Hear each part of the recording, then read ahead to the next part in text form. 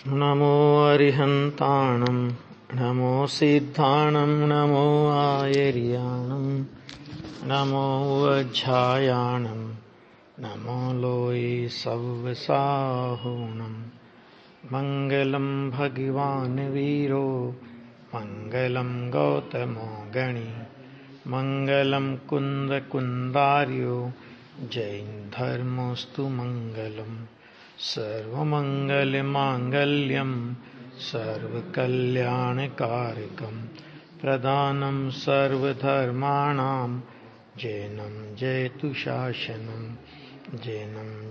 शासनं सर्वव्यापैकचिद्रूप स्वरूपाय परात्मने सोपलब्धिप्रसिद्धाय ज्ञानानन्दात्मने नमः। गुरुदेव श्री का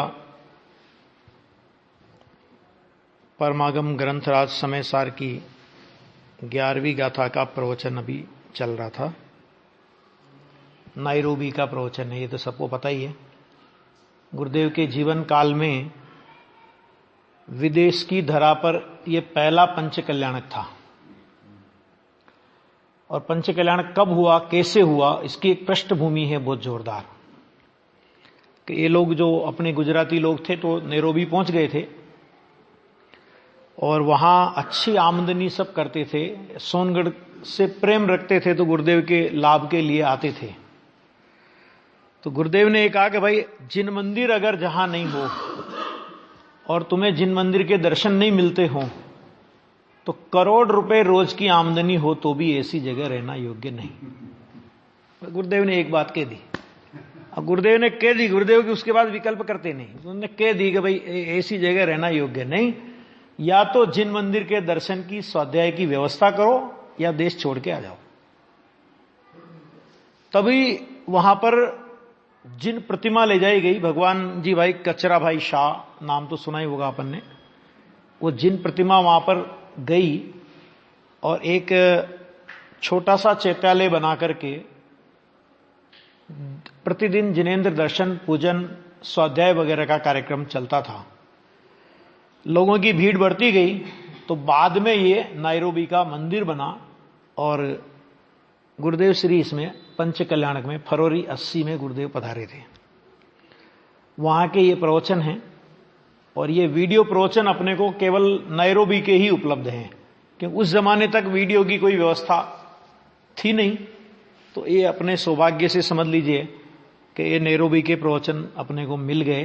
तो गुरुदेव के प्रत्यक्ष 21 प्रवचन है ऐसे तो, हाँ, तो अपने को ये 21 प्रवचन लगभग अपने को मिले हैं। ये अपन लोगों का सौभाग्य है कि साक्षात गुरुदेव की मुद्रा किस भाव से वो प्रवचन करते थे, हाँ, किस भाव से वो प्रवचन करते थे, कितनी उमंग इस उम्र में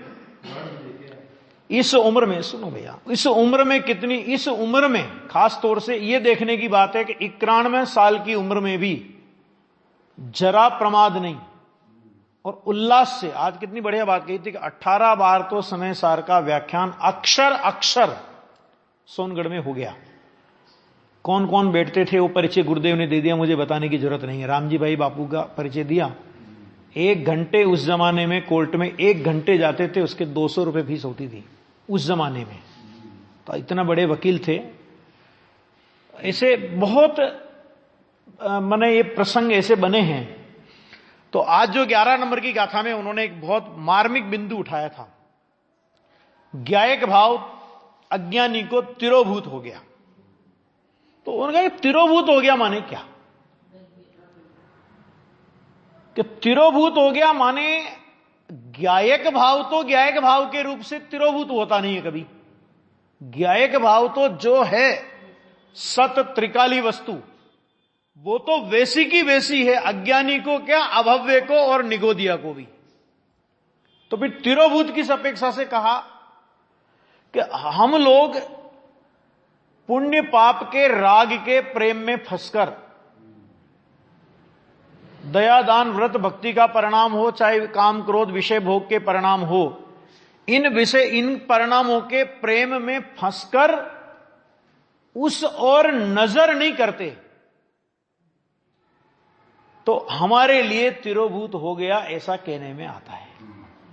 सच में ज्ञायक भाव कभी तिरोभूत नहीं होता। बहुत अच्छी बात कही थी कि ज्ञायक भाव तो ऐसा है कि जिसमें विकार नहीं है, जिसमें अशुद्धता नहीं है, जिसमें हीनता नहीं है, जिसमें अपूर्णता नहीं है, है ना। कितनी कितनी बात आई थी, है ना। ऐसा एक अद्भुत स्वरूप कि जो त्रिकाल दृष्टि का विषय है, वो त्रिकाल दृष्टि का विषय त्रिकाल विद्यमान है, उसे अव्यक्त कहा जाता है। वो तो पर्याय में व्यक्त प्रकटता की अपेक्षा से अव्यक्त कहा जाता है। सचमुच में त्रिकाली स्वभाव को कभी कोई आवरण नहीं होता, त्रिकाली स्वभाव में कभी कोई हीनता नहीं होती। इसलिए त्रिकाली स्वभाव कभी भी आवृत नहीं होता, कभी भी आच्छादित नहीं होता, कभी भी ढकता नहीं है। वो ढकता नहीं है, अज्ञानी उसे देखता नहीं, इसलिए अज्ञानी के लिए आच्छादित है। आया, ये बात बहुत अच्छी एक आज के प्रवचन में आई थी। पानी का उदाहरण दिया था कि पानी तो पानी है। अब मेला पानी मेला होता है कभी? मेल तो गंदा कौन होता है? कीचड़, माने गंदा कौन होता है? कि गंदा तो मिट्टी होती है, पानी में कहां गंदगी है। लेकिन पानी को मेल के संयोग से देखोगे तो गंदा पानी दिखेगा, और उसी पानी को भेद ज्ञान की नजर से देखोगे, उसी पानी को देखो, भेद ज्ञान की नजर से पहले देखता है पानी को ज्ञान में, तब उसमें कतक फल डालता है। भाई कतक फल आपने डाला तो किस भरोसे पे डाला? कतक फल डाला तो किस भरोसे पे डाला? फिटकड़ी बोल दो अपनी भाषा में, वैसे फिटकड़ी और कतक फल में अंतर है। लेकिन अपन ने डाला तो किस विश्वास पे डाला अपन ने? कि ये पानी स्वच्छ, इस गंदे पानी में स्वच्छ पानी ज्यों का त्यों बिना किसी की मिलावट के पड़ा है। कतक फल डालते ही वो स्वच्छ पानी ऊपर आ जाता है, मेल नीचे चला जाता है, और स्वच्छ पानी पी करके आदमी अपनी प्यास बुझा लेता है ना। ये भेद ज्ञान का कमाल है। विकार के काल में ही निर्विकार वस्तु पड़ी है, अपूर्णता के काल में ही पूर्ण वस्तु विद्यमान है, आवरण के काल में ही, पर्याय में आवरण है, उसी समय निरावरण पदार्थ भगवान आत्मा पूरा का पूरा निरावरण तत्व पड़ा है। एक बार उस तत्व की दृष्टि हो तो कहे जाने वाली अशुद्धता, कहे जाने वाले आवरण, कहे जाने वाली अपूर्णता, इनका भी लंबा जीवन नहीं रहने वाला है। लेकिन एक बार उस अद्भुत आश्चर्यकारी चैतन्य वस्तु की दृष्टि होने की बात है ना। ऐसी अद्भुत बात गुरुदेव श्री ने अभी 11 गाथा के आधार से अपन लोगों को समझाई थी, बहुत करुणा करके। अभी देखिए अपना जो विशेष विषय चल रहा है, ये आज 21 नंबर का पेज है। इसमें दूसरा पैरा है कि आत्मा ज्ञान स्वभाव है। आत्मा का स्वभाव कैसा? तो ज्ञान। उस ज्ञान का स्वभाव क्या? तो उन्होंने कहा जानना। भाई ज्ञान का स्वभाव क्या है? कि ज्ञान का स्वभाव जानना है। जानने के अलावा ज्ञान ने, अरे अज्ञानी के ज्ञान ने भी जानने के अलावा कुछ नहीं किया है। अज्ञानी ने अपने ज्ञान में कुछ करने की मान्यता तो की है, और उस मान्यता के कारण मिथ्यात्व का सेवन हुआ है। लेकिन अज्ञानी के ज्ञान ने भी सचमुच में जानने के अलावा कुछ किया नहीं है।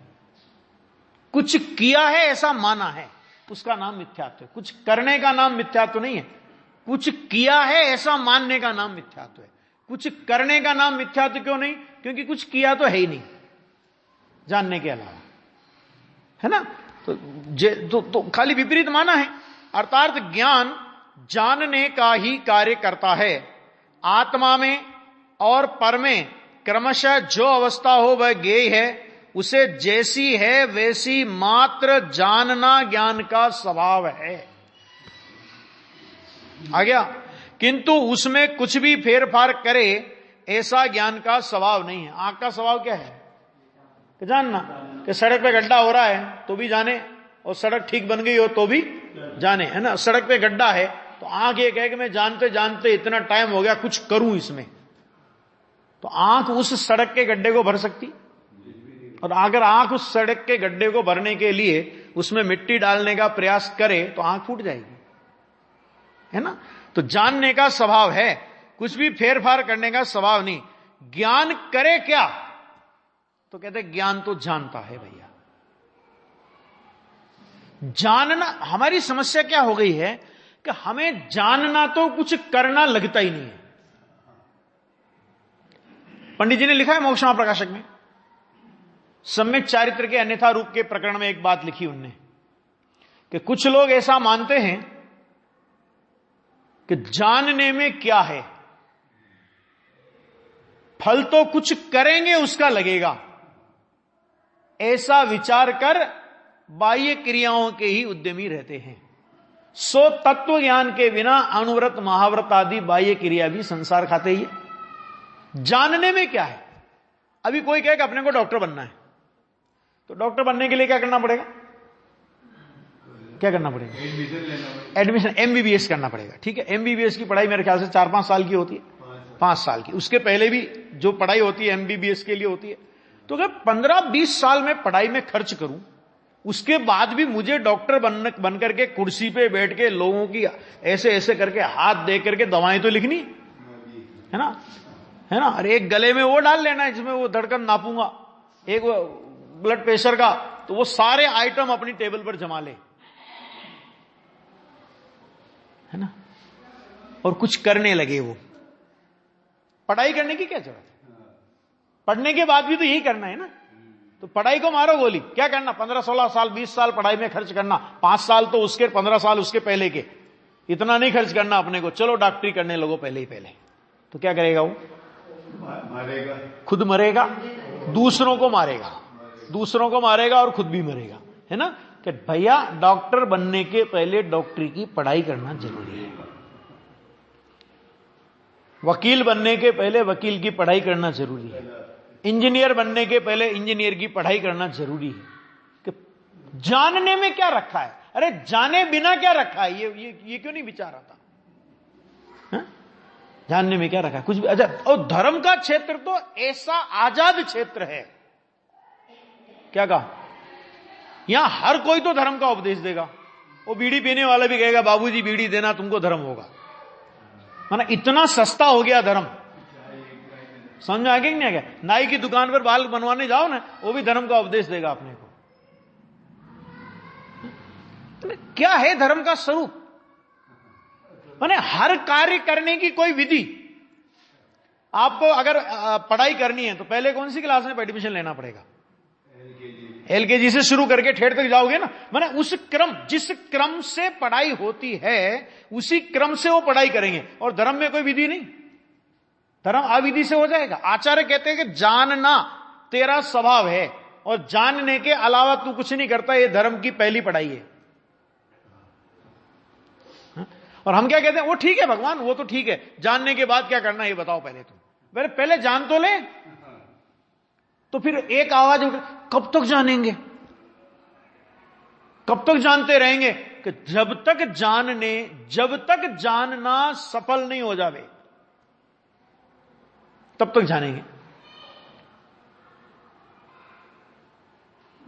विधि होती है ना, कोई भी कार्य करने की विधि होती है, और उस विधि से कार्य करोगे तो सफल हो जाओगे। और उस विधि को छोड़ करके अपनी मनमर्जी करने लगे तो मनमर्जी करने तो लगे नहीं होंगे सफल। सीधी सी बात है। डॉक्टर के पास गए, डॉक्टर ने कहा 2 तरह की गोली देता हूं तेरे को, कि क्या करना, ये दवा लेना, खाली पेट लेना, भूल करके भी खा के मत लेना।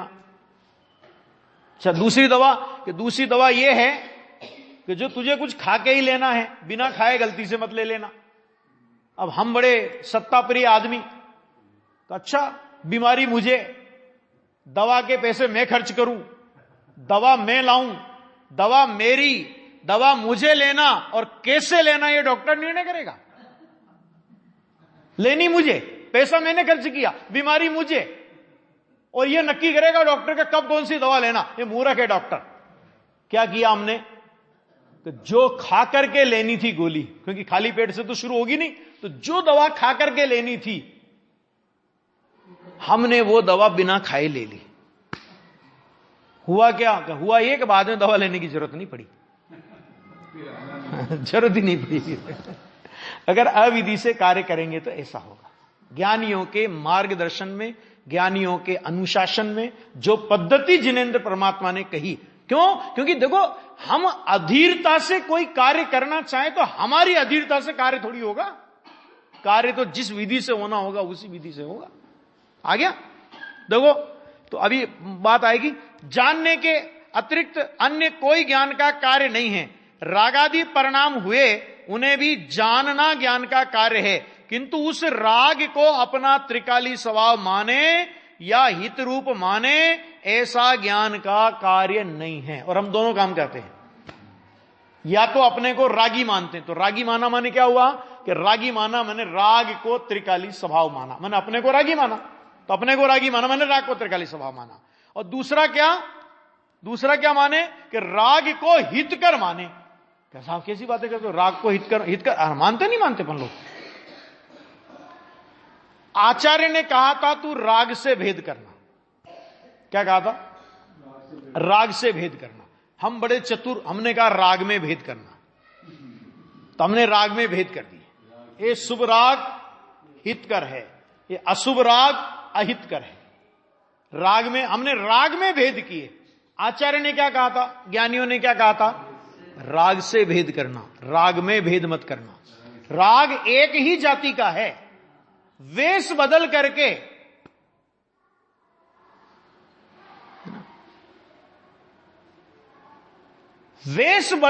आया है। चांडालनी का पुत्र है कौन? शुभ और अशुभ दोनों राग, और एक ही उस चांडालनी के जुड़वा पुत्र। ये उदाहरण दिया ना, जैसे कहू चांडाली जुगल पुत्र जने तीनी, एक दिनों बामन को एक घर राख्यो है ना। बनारसी दासी में उदाहरण दिया। ये मूल तो अमृतचंद्र आचार्य का कलश है, अनुवाद किया बनारसी दासी ने, बोलो है कि नहीं? अब अपन ने भेद कर दिया।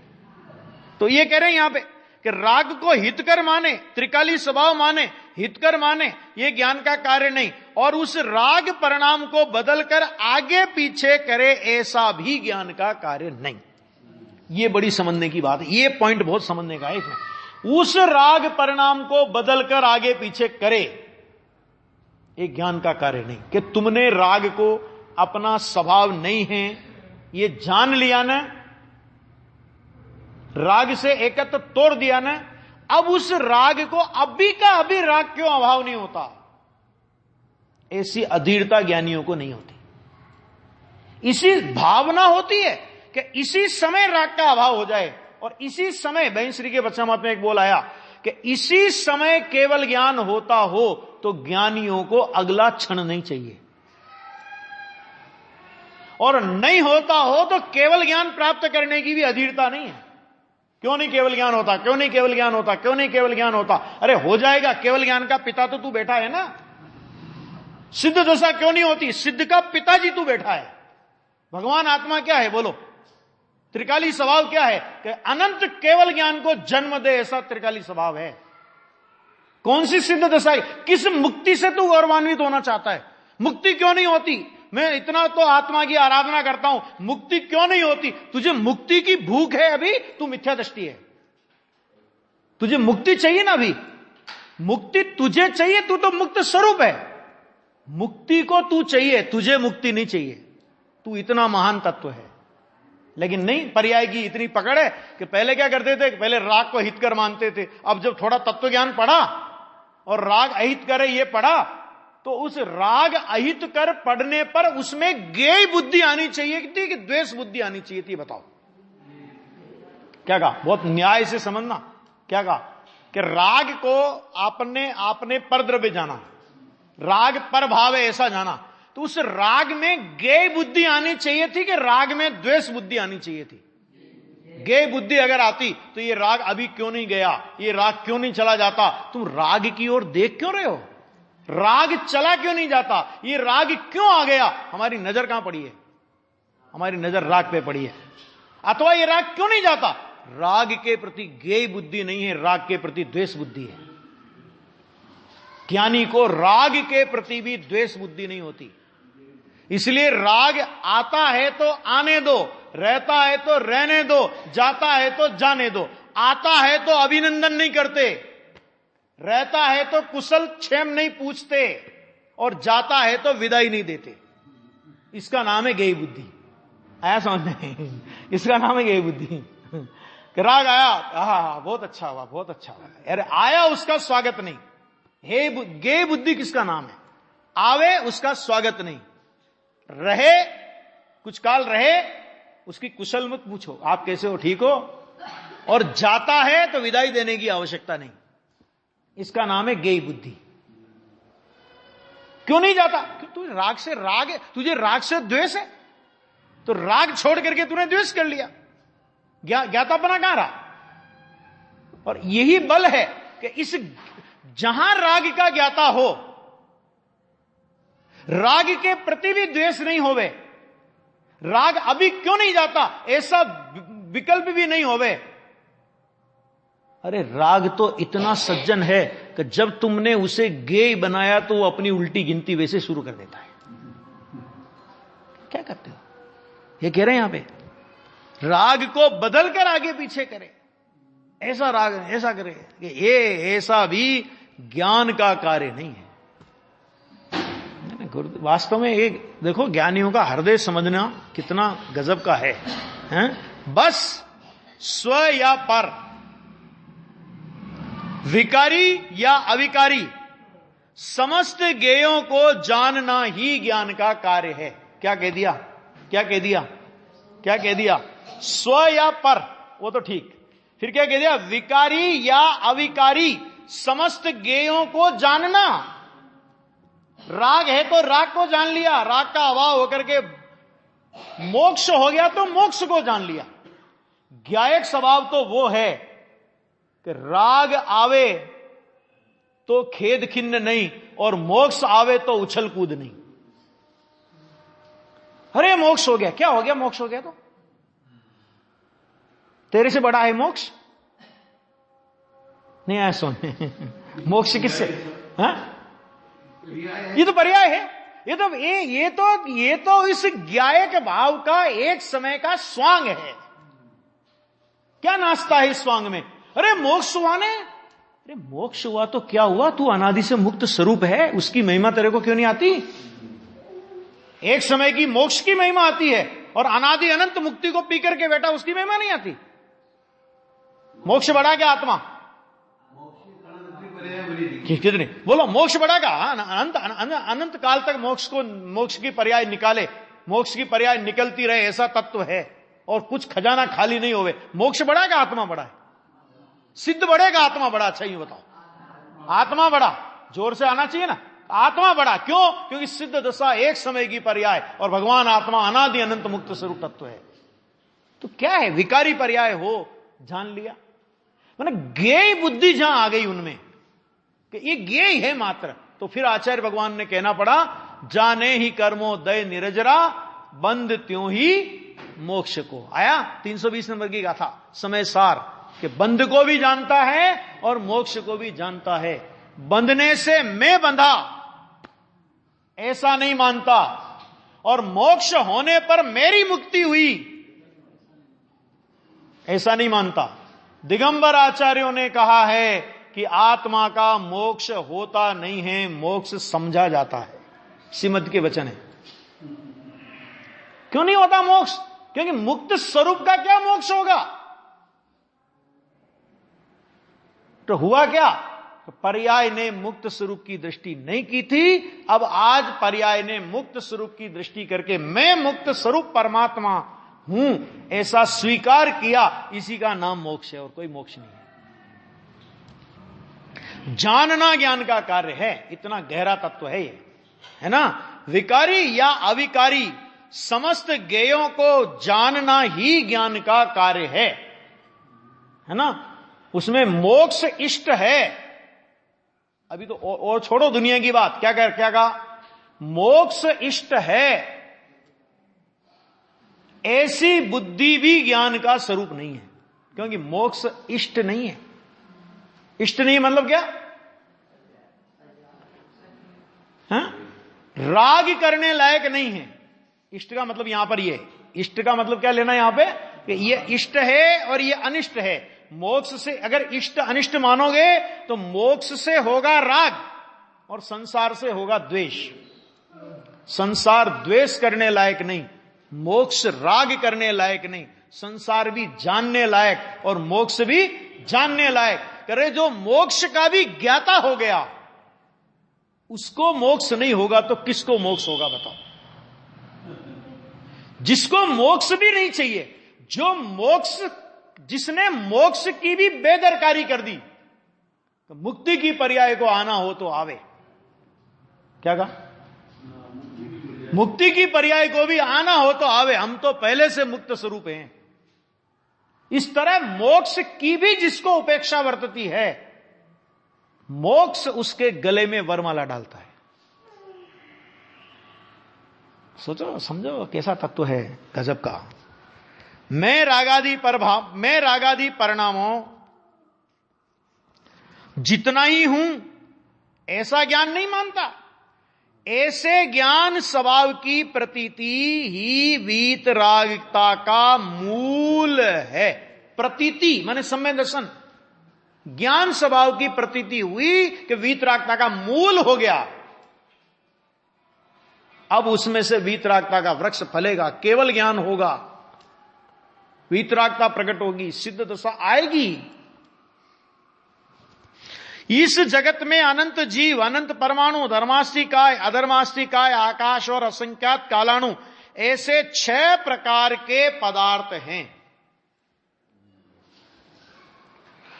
उनमें से प्रत्येक आत्मा का ज्ञान गुण 6 पदार्थों की क्रमशः होने वाली समस्त अवस्थाओं को तथा द्रव्य गुण को जानने वाला है। ऐसा प्रत्येक आत्मा का ज्ञान स्वभाव है।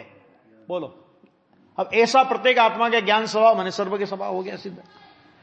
ऐसे ज्ञाता स्वभाव को जो जानता है वह जीव राग परिणाम को जानता अवश्य है, किंतु उस राग को अपना मूल स्वरूप नहीं मानता, राग को धर्म नहीं मानता, राग को उपादेय नहीं मानता और राग परिणाम को आगे पीछे करने वाला भी स्वभाव नहीं मानता। कितना कितना निर्भर है। मुक्ति किसका नाम है? भगवान क्या करते सिद्धालय में? वो तो लोकालोक को जानते, मैंने यही काम है, यही काम है लोकालोक को जानने का। बोरियत नहीं होती होगी सिद्धालय में भगवान को? कोई काम धाम कुछ है नहीं? अरे अतीन्द्रिय आनंद का वेदन करते हैं। लोकालोक को जानते नहीं, लोकालोक जानने में आ जाता है, आ जाता है जानने। उसके लिए क्या पुरुषार्थ किया हमने? ज्ञान की स्वच्छता है, जानने में आ गया। अपने अवसर में वह राग परिणाम भी सत है। बोलो क्या गजब की बात कि उस अवसर में वो राग परिणाम भी सत है और उसे जानने वाला ज्ञान भी सत है। क्यों? क्योंकि उस समय की ज्ञान की पर्याय में एक दिन कहा था कि तुम पर के करने धरने की बात तो छोड़ो, किस ज्ञान की पर्याय में कौन सा ज्ञेय जानने में आएगा यह भी पहले से नक्की है। मुझे इस ज्ञेय को नहीं जानना। तुम ज्ञेय का निषेध नहीं कर रहे हो, ज्ञान का निषेध कर रहे हो, क्योंकि ज्ञेय ज्ञान में आता ही नहीं। ज्ञान में जो भी जानने में आता है वो सारी की सारी रचना ज्ञान की है। ज्ञेय संबंधी ज्ञानाकार है वो, लेकिन है ज्ञान का परिणाम। ये मुझे नहीं जानना, इसको मुझे नहीं जानना, कि तुम जब तक कहोगे कि मुझे नहीं जानना तब तक तो जानने में आ गया और कितनी पर्याय निकल गई। क्योंकि एक समय की पर्याय तो पकड़ में आती नहीं है ना। और ये ज्ञेय मुझे नहीं जानना, नहीं जानना, इसमें तुमने जानने का निषेध किया, आचार्य कहते हैं। और जानने का निषेध, जानना वो आत्मा है, इस तरह से आत्मा का ही निषेध हो गया। क्यों? क्योंकि भाई राग परिणाम भी है, वह भी सत है, और उसे जानने वाला ज्ञान है वह भी सत है ना। क्या करे? उस सत में उस समय वही जानने की योग्यता है। द्रव्य के त्रिकाली प्रवाह क्रम में वह राग परिणाम भी सत रूप से आ जाता है। उस समय का है ना परिणाम वो। इसलिए वह भी ज्ञान का ज्ञेय है। राग था इसलिए राग का ज्ञान हुआ, ऐसा नहीं है। देखो जैन दर्शन की सबसे बड़ी विशेषता क्या विशेषता कि ज्ञेय का ज्ञान कहा जाता है, सचमुच में तो वो ज्ञान का ज्ञान है, पहले तो ये नक्की कर लो। और वो जो ज्ञेय का ज्ञान कहा जाता है तो वो ज्ञेय था इसलिए ज्ञेय का ज्ञान हुआ, ज्ञान को ऐसी पराधीनता नहीं है। सामने ज्ञेय है इसलिए ज्ञेय का ज्ञान हुआ। अगर ऐसा होवे तो एक बहुत बड़ा दोष आएगा, और आज उस दोष की मैं चर्चा करता हूं। देखो बहुत गजब का वो भी बिंदु है, समझने जैसा है। गुरुदेव श्री ने वस्तु विज्ञान सार पुस्तक में वो बिंदु लिया है, बहुत अच्छे से लिया है। उन्होंने कहा केवल ज्ञान होता है ना, तो ये अपन सब जानते हैं कि केवल ज्ञान में त्रिकालवर्ती पदार्थ, पदार्थ माने प्रत्येक पदार्थ अपनी त्रिकालवर्ती पर्यायों सहित ज्ञान में ज्ञेय होता है, ठीक। और पदार्थ में, जगत के हर पदार्थ में प्रकट पर्याय कौन सी? प्रकट पर्याय हर समय प्रकट पर्याय कौन सी? वर्तमान। भूतकाल की पर्याय नहीं है, भूतकाल की पर्याय अविद्यमान है। ध्यान से सुनना, वो अब मतलब वो हो चुकी। भविष्य काल की पर्याय अभी हुई नहीं, और वर्तमान काल की पर्याय प्रकट है। और जिनवाणी ये कहती है, अभी ध्यान से, बहुत गंभीर न्याय है कि जिनवाणी ये कहती है कि उपादान और निमित्त की संधि ऐसी है कि जहां उपादान होता है उसके अनुरूप नहीं, उसके अनुकूल ही निमित्त होता है। उपादान अनुरूप कहलाता है और निमित्त कैसा कहलाता है? निमित्त अनुकूल कहलाता है। उपादान अनुरूप और निमित्त अनुकूल कहलाता है, ठीक। तो अब जब लोकालोक त्रिकालवर्ती पर्यायों सहित द्रव्य उस केवल ज्ञान में जानने में आ रहा है, यानी केवल ज्ञान की पर्याय में प्रत्येक द्रव्य की त्रिकालवर्ती पर्यायें हर समय ज्ञान का ज्ञेय बन रही है, मतलब उस संबंधी ज्ञान का परिणमन, उस संबंधी ज्ञान का ज्ञानाकार है। तो सामने निमित्त कैसा होना चाहिए? क्योंकि उपादान के अनुकूल निमित्त होता है ना, है? तो निमित्त कैसा होगा? क्या ऐसे देखा जाए तो निमित्त कौन होगा? क्या निमित्त तो होगा लोकालोक का प्रमेयत्व स्वभाव। क्या कहा? क्या कहा? लोकालोक का प्रमेयत्व स्वभाव।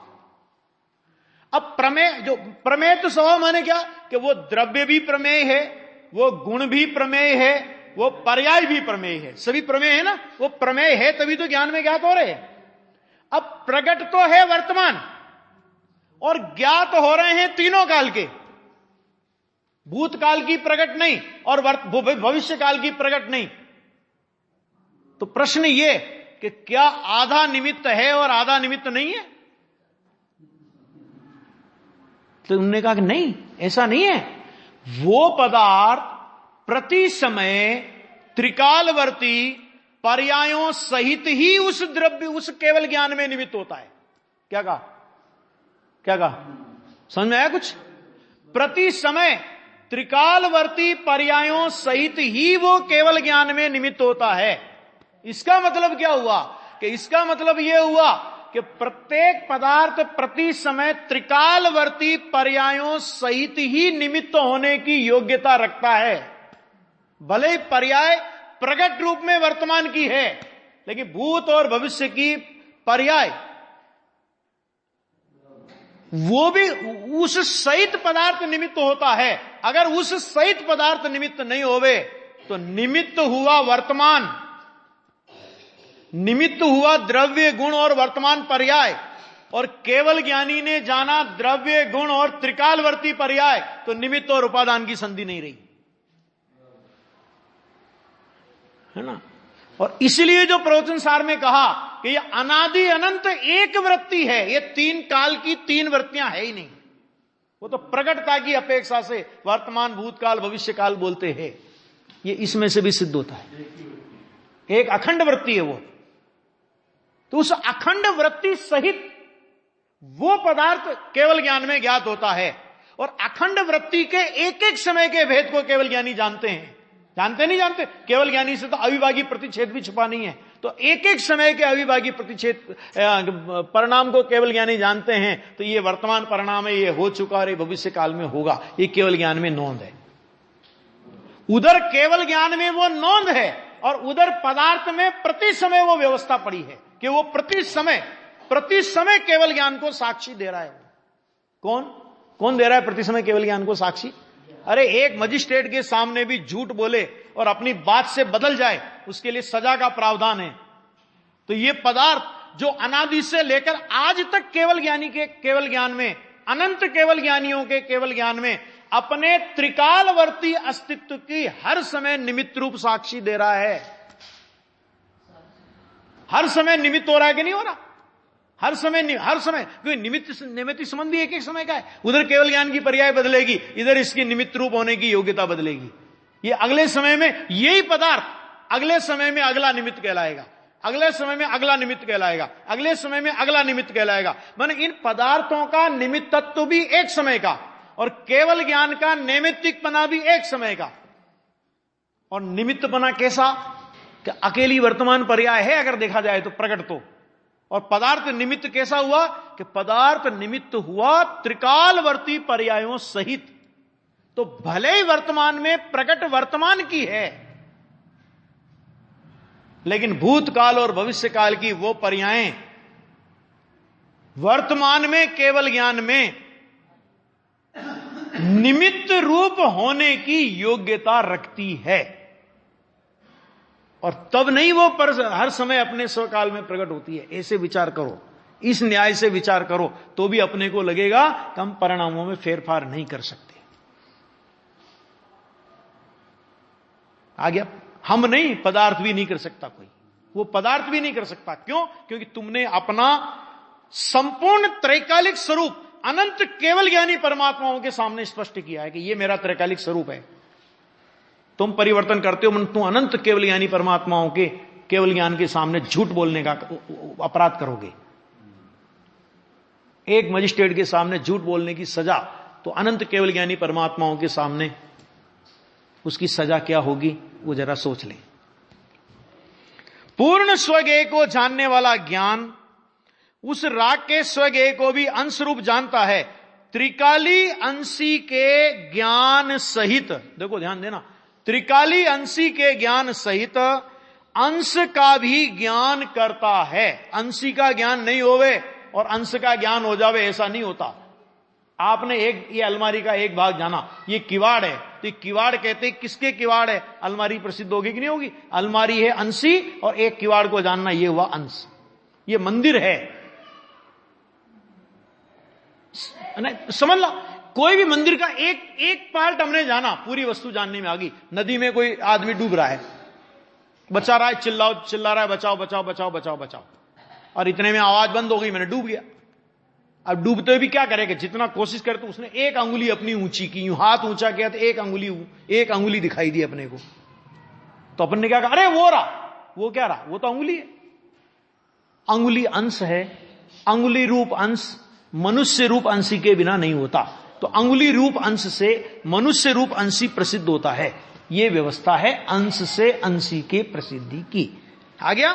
तो संपूर्ण ज्ञान स्वज्ञ, यदि राग को स्वज्ञेय के अंश रूप में सर्वथा न जाने तो उस ज्ञान का संपूर्ण स्वज्ञेय पूर्ण नहीं होता। क्योंकि राग तो है, तुमने राग को नहीं जाना तो तुम्हारा ज्ञेय पूरा नहीं हुआ, इसलिए वह ज्ञान सच्चा नहीं होता।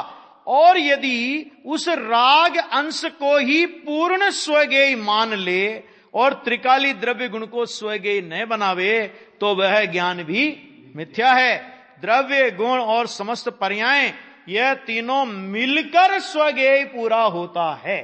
समस्त पर्याय। तो अगर केवल ज्ञानी परमात्मा संपूर्ण स्वपरज्ञेयों को जानते हैं तो सामने संपूर्ण स्वज्ञेय परज्ञेय उनको निमित्त होने चाहिए।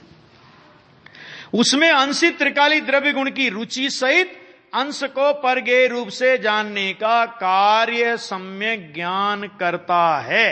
यथार्थ ज्ञान में ज्ञेयों का स्वभाव कैसा ज्ञात होता है उसका यह वर्णन है। एक एक बिंदु में बहुत बहुत बहुत गंभीरता है। जितनी गंभीरता अपन लोग निकाल सकते हैं उतनी गंभीरता निकालना चाहिए, उतनी गंभीरता से इस विषय को समझना चाहिए, क्योंकि ये आत्महित का प्रयोजनभूत विषय है। समझ में आ गया नहीं आ गया? महाभाग्य से मैं तो बोलता हूं कभी कभी कि चक्रवर्ती के से ज्यादा पुण्य हो तब ये जिनेंद्र परमात्मा की दिव्य वाणी, ये समय सार प्रवचन सार की गाथाएं, ये गुरुदेव श्री का व्याख्यान चक्रवर्ती से ज्यादा पुण्य होगा तब ये अपने कान में पड़ता है, ये समझ लेना। ऐसा अद्भुत है, आगे और अपन इसकी चर्चा करेंगे।